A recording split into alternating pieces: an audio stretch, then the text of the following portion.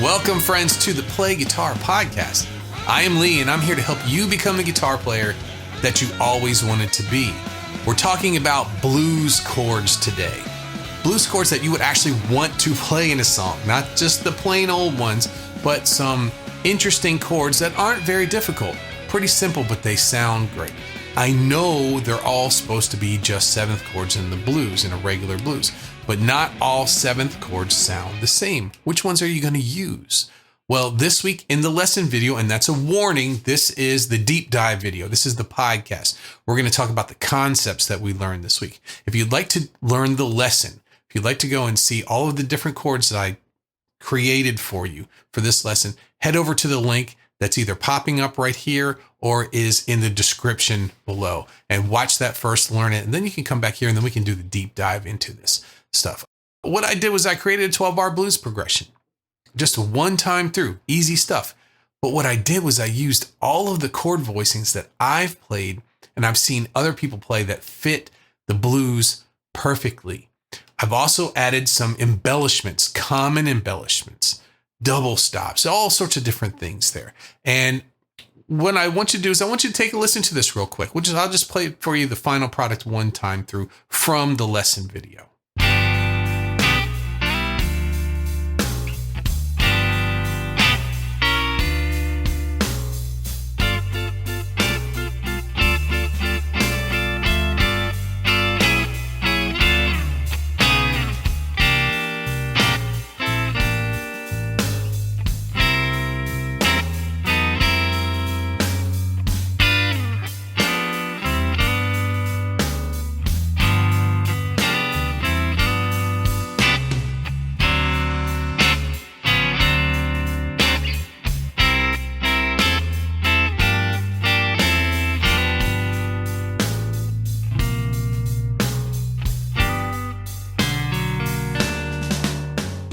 So what do we got there? We've got a G blues, G7 for 4 measures. Then we have C7 for 2, back to G7 for 2. We have a D7 for 1, C7 for 1, and then a G7 for 2. In fact, I played ninth chords in there. We're going to talk about ninth chords in just a second. And at the very end, I had a pretty special chord we're going to talk about as well too. But there's lots of sounds in that. Did you hear those sounds that remind me of songs that I love?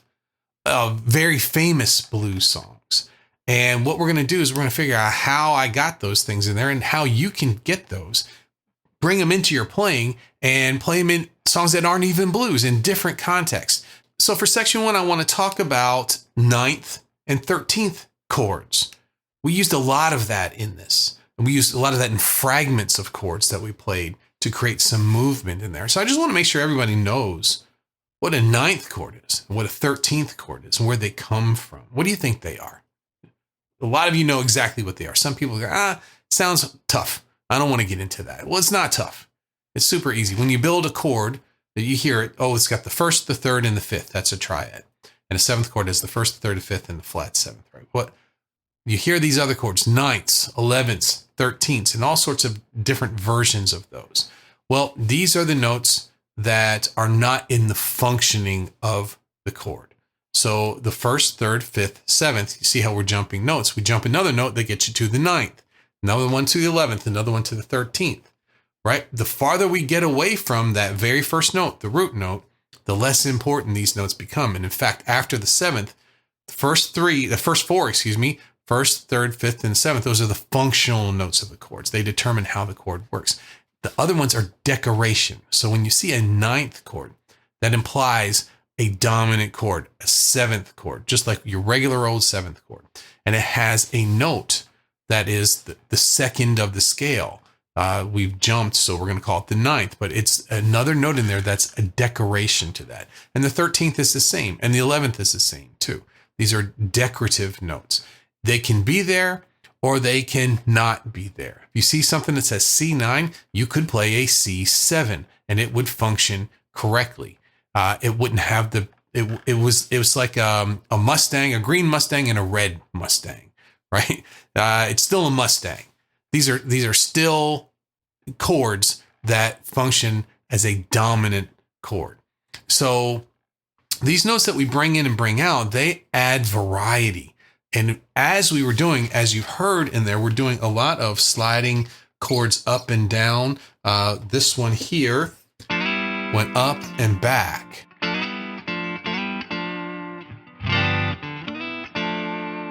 When I slid a fragment up higher, I added the 13th in there. This is an E note for a G dominant 7th chord. And when I slid it back, it went to the A note, which is the 9th over a G dominant 7th there. So one of these 9th chords that we're playing is this one.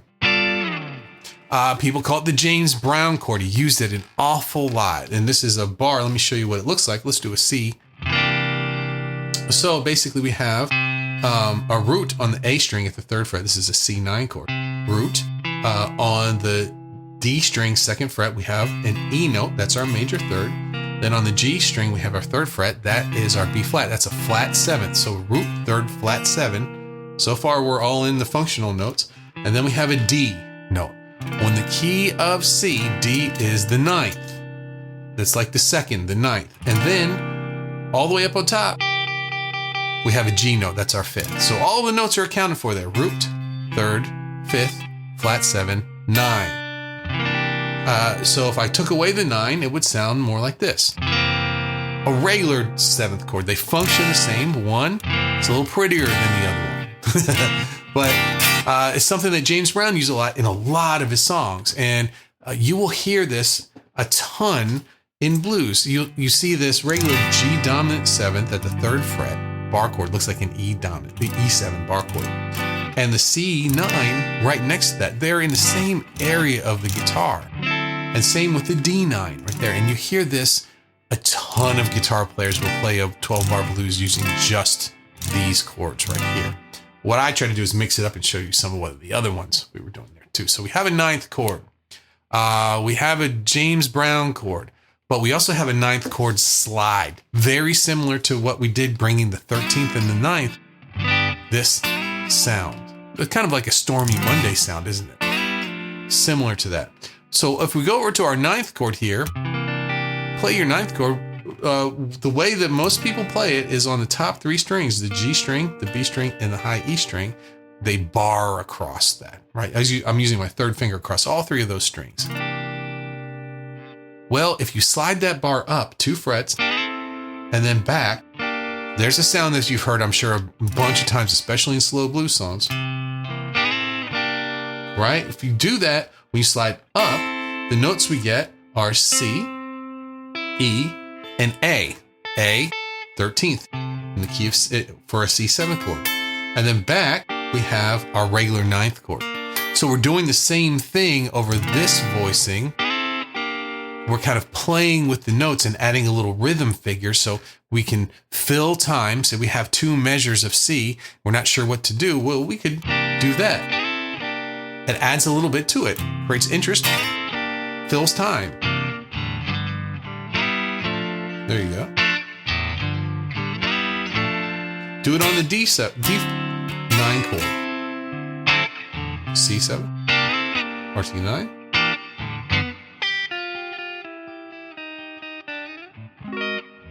There you go. Okay, so I'm using a lot of 9th chords and the 13th notes, and not just in the full chord.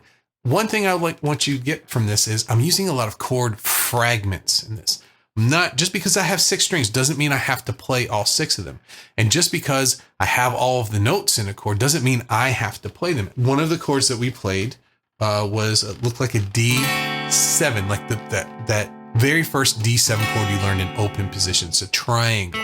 So your first finger's on the 1st fret of the B, 2nd finger's on the 2nd fret of the G, 3rd finger's tucked underneath on the 2nd fret of the high E string. This triangle shape. And we slide it around. It has a very Eric Clapton.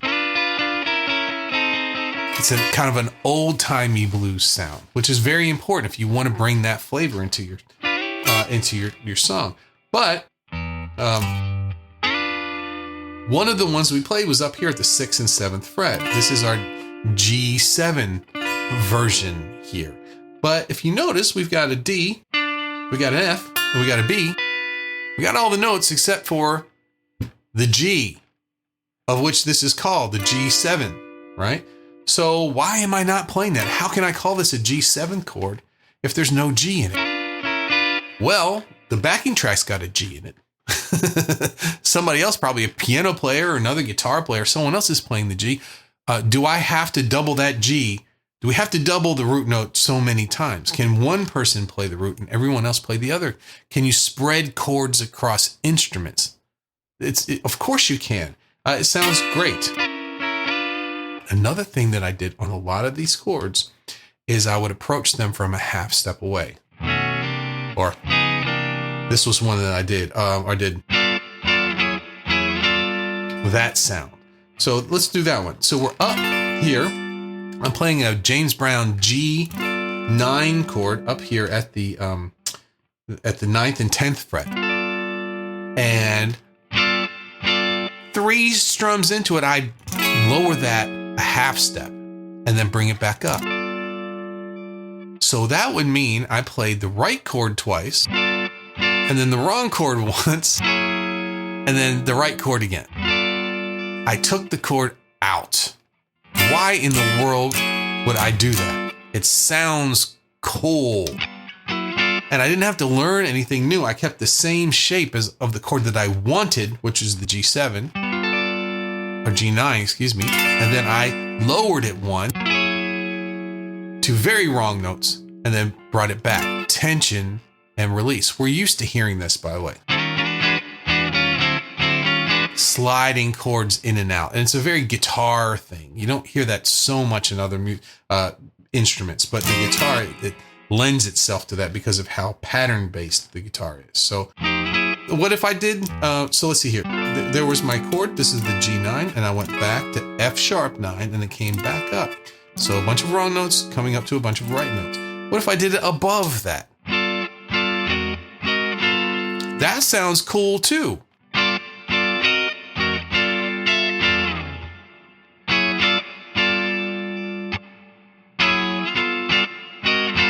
I'm surrounding the chord that I want. Am I thinking of this as a bunch of different chords? No, I'm not. I'm thinking of this as playing the G9, and I'm taking it out to add some tension and bringing it back in.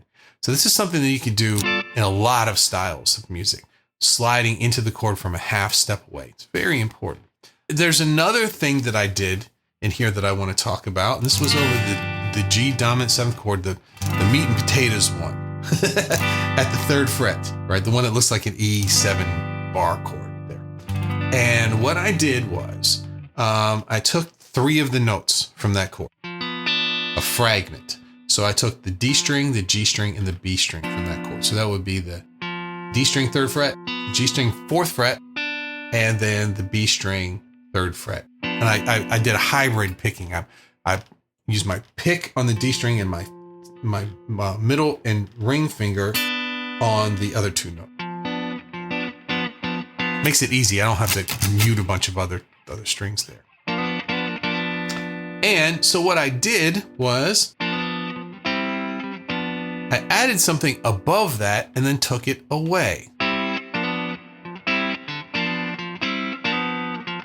You heard this sound before?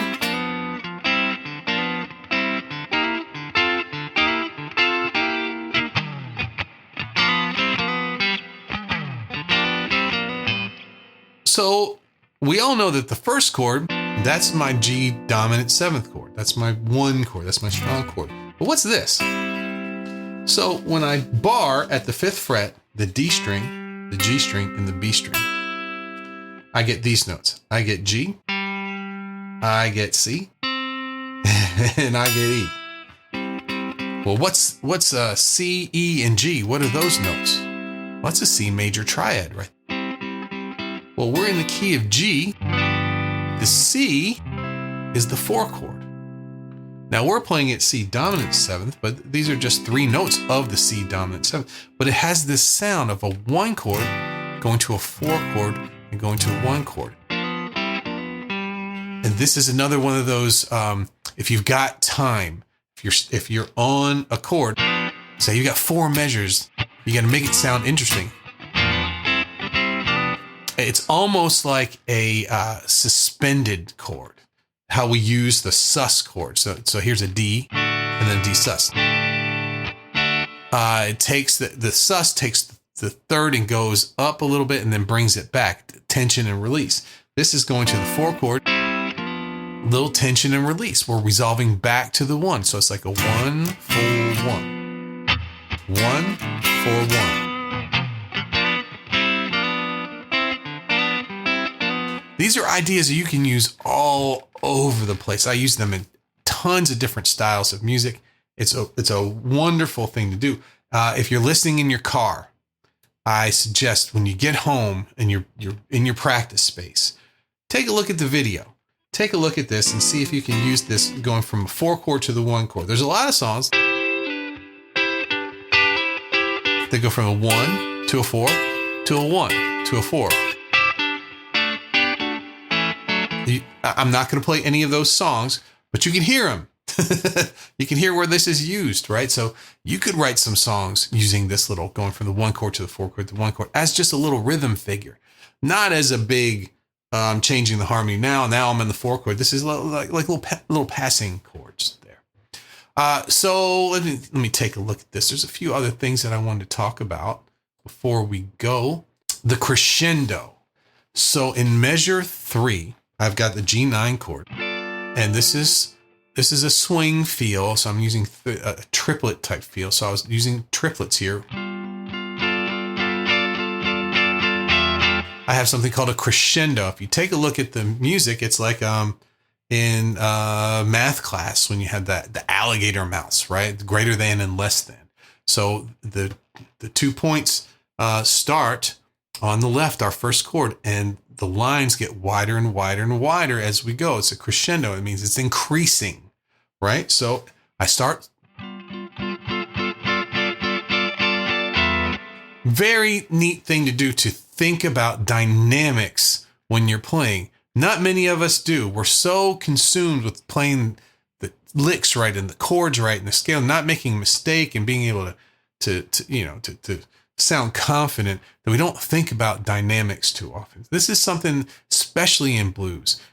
I love it when you hear a blues band, they just drop down to barely anything, but the song's still going on. Then they build and they build and they build. That's an idea that you can use in your own playing. I did it here in measure 3. And what I did was 1, 2, 3, 2, 2, 3, 3, 2, 3, 4, 2. And the very last chord of that. So that's 1, 2, 3, 4, 5, 6, 7, 8, 9, 10, 11, 12. 12 times I hit that 1 chord, I added this extension to my G9 chord. This is the 13th. So for just one of those chords at the very last one and the very last triplet, 8th note triplet, I hit the 13th chord. 1, 2, 3, 1, 2. Switching rhythms next. What is that? Well, that's the G9 chord again. And I take it a half step out like we talked about before, right? So I'm adding, it's 2 inside. I need some tension and then brought it back in. And then finally this chord here, this is a C sharp 9 chord. It's headed towards the next chord, which is our 4 chord, C9 chord. So these are the things that I got into with this. Embellishments, extensions, rhythms, dynamics, crescendo, all of these things I've put together in one 12-bar blues. And there's one last thing that I want to talk about here. It's the very last chord. We hear this. You've heard it a million times. It's the beginning of a lot of older songs, right? This is a D augmented chord. D, F sharp, A sharp. Now, if you know your chords, you know that a D chord has D, F sharp, and A. Those 3 notes are a triad for D. If I raise the 5th one, there's my D augmented triad. What does that sound like to you? To me, it sounds floating. Once you raise that 5th, it's like your feet aren't on the ground; you're floating up over the ground. And you would hear that in like silent movies. If someone's dreaming or something like that, they might use an augmented triad there. But what we're doing in this song is using it at the very end to let you know, hey, we're done with this 12-bar blues thing. We're going back to the beginning and repeating it again. A little turnaround. It's the end chord from the turnaround. And that augmented chord shows up more times than you would think. Oh, I'm never going to run into an augmented chord. I don't need to know about that. Well, it does. Luckily, it's kind of featured like this. It's not, I don't see the augmented as part of a chord progression so much like you will with a diminished chord. It'll be like a passing chord in there.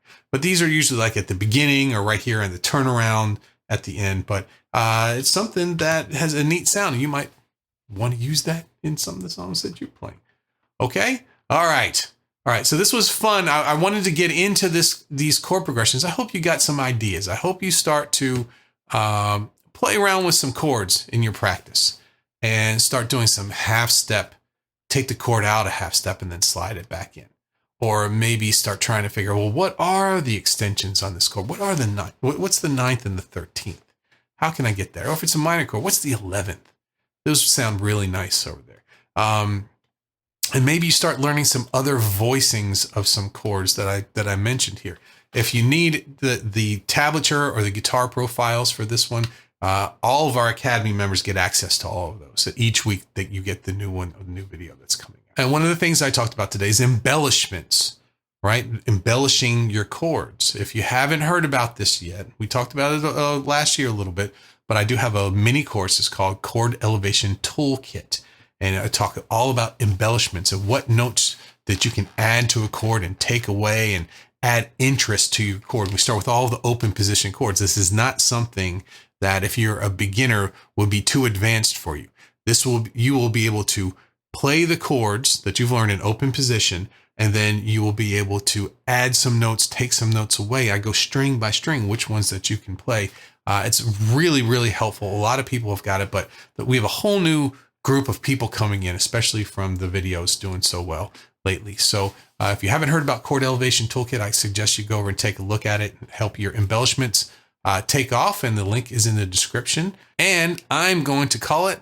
That's a wrap. Thanks for joining me today for the Play Guitar Podcast. Make sure to hit the button below to subscribe to the show. And if you have benefited from this podcast, please leave a favorable Apple Podcast, iTunes review. It's the best way to make sure we get this very valuable content to more guitar players around the world. And if more help, structure, and results in your guitar playing sound good to you, what are you waiting for? Go over to Play Guitar Academy, join up. You can get the licks. You can get all the backing tracks. You can get all of the guitar profiles. And then you can meet all of us and we can get better on guitar together. I will see you next week. Thanks for hanging out with me today. Bye-bye.